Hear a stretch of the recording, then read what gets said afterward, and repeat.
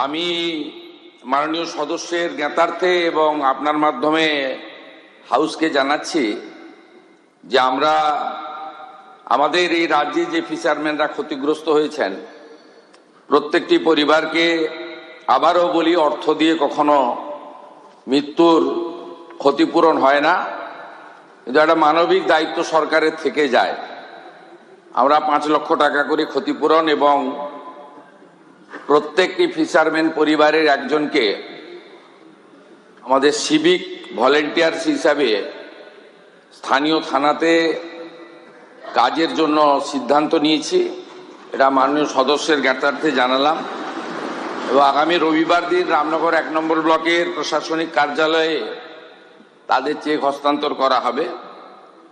সাথে সাথে গতকাল ভোরে আপনারা জানেন যে আমাদের জলপাইগুড়ির বেশ কিছু শ্রমিক সিকিমে তারা বিপর্যস্ত অবস্থায় পড়েছিলেন এবং এখনো পর্যন্ত ওখানে আমরা কালকেই, আগে তো রাজ্য সরকারের যে ফিক্সড উইংস ছিল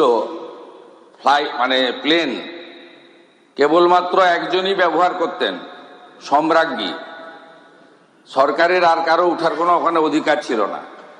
আমরা যখন জানতে পারি দ্রুততার সঙ্গে ডিজাস্টার ম্যানেজমেন্টের প্রিন্সিপাল সেক্রেটারি রাজেশ সিনহা, আমাদের মাননীয় মন্ত্রী স্বরাষ্ট্র এবং হিল অ্যাফেয়ার্সের প্রতিমন্ত্রী বিশাল লামা এবং নাগরাকাটার বিধায়ক পুনা ভেংরা, তাদেরকে আমরা সিকিমে পাঠিয়ে দিয়েছি।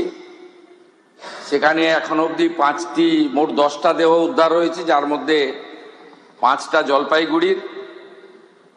বাকিদের ক্ষেত্রেও এনডিআরএফ, আর্মি, সিকিম সরকার তারা চেষ্টা করছেন। আমাদের ওখানকার এসপিডিএম আছেন। এদের ক্ষেত্রেও আমরা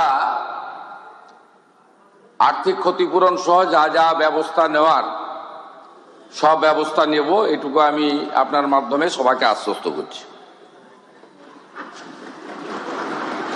ধন্যবাদ মাননীয় মুখ্যমন্ত্রী। মাননীয় সদস্য